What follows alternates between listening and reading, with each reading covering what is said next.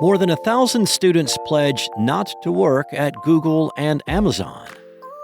Meta makes the Threads API available to all developers. And Netflix House will open 2 locations next year.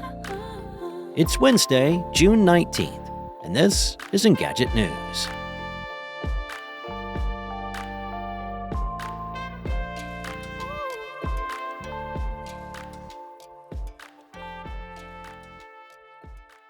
No Tech for Apartheid, a coalition of tech workers demanding big tech companies drop their contracts with the Israeli government, is close to reaching its goal for a campaign asking students not to work with Google and Amazon.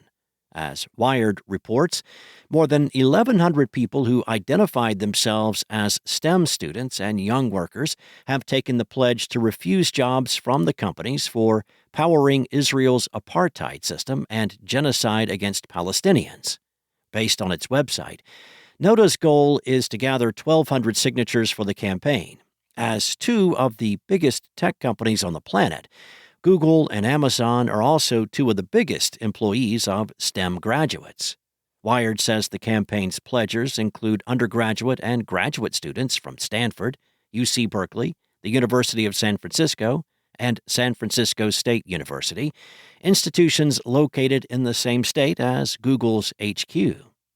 NOTA had also organized actions protesting tech companies' involvement with Israel in the past, including sit-ins and office takeovers that had led Google to fire dozens of workers. In March, one of its organizers was fired from Google after interrupting one of its executives at an Israeli tech conference in New York and loudly proclaiming that he refuses to build technology that powers genocide or surveillance. Meta is finally making the Threads API available to developers. The company began testing the developers' tools with a handful of companies back in March, but is now throwing the door open to more creators and app makers. For now, the Threads API functionality is somewhat limited. It enables third-party apps to publish posts to Threads and view and manage replies and interactions with their posts.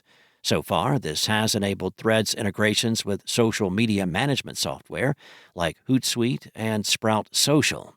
The Threads API has also enabled tech news aggregator TechMeme to automatically post to the platform. These kinds of tools are widely used by brands, marketers, and power users who rely on more advanced analytics and other specialized capabilities. Interestingly, Meta also suggests that creators could also be interested in using the new Threads API for their own unique integrations with the platform. Meta hasn't talked much about its future plans for the Threads API, or if it would ever support third-party client apps the way that Twitter did before Elon Musk's takeover of the service. The API could also play an eventual role in Meta's plans to interoperate with the Fediverse, though Meta has said it's still early days for its plans to make Threads interoperable with decentralized platforms. Netflix announced that Dallas, Texas, and King of Prussia, Pennsylvania will host the first incarnations of its Netflix House entertainment complex concept. Netflix's blog posted the announcement Tuesday morning along with an artist's rendering of one of the locations. Both will open sometime next year. Netflix House is the streaming giant's first attempt at a brick-and-mortar retail business. The Dallas and King of Prussia locations will offer dining, live events, and interactive sets and experiences based on some of Netflix's most popular shows and movies.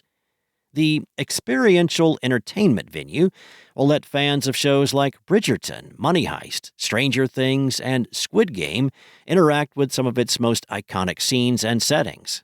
The announcement promises that guests can do things like waltzing with your partner to an orchestral cover of a Taylor Swift song on a replication of the Bridgerton set. Then, you can enter another area of Netflix House and compete in the Glass Bridge Challenge from Squid Game, presumably without experiencing a really messy death in the end. No high-concept entertainment experience, though, is complete without taking a forced path through a gift shop. You can pick up special merchandise like a Hellfire Club t-shirt a copy of the Queen's Gambit board game, or an I Survived a Rich Guy's Game of Death coffee mug from Squid Game. Don't forget to check out the clearance bin for a too hot to handle oven mitt. Thanks for listening. There's more to these stories and additional articles at Engadget.com. This episode featured journalism by senior editor Carissa Bell and contributors Mariella Moon and Danny Gallagher, and was voiced and produced by Spoken Layer. Enjoy your day, and I'll return tomorrow with more tech news from Engadget.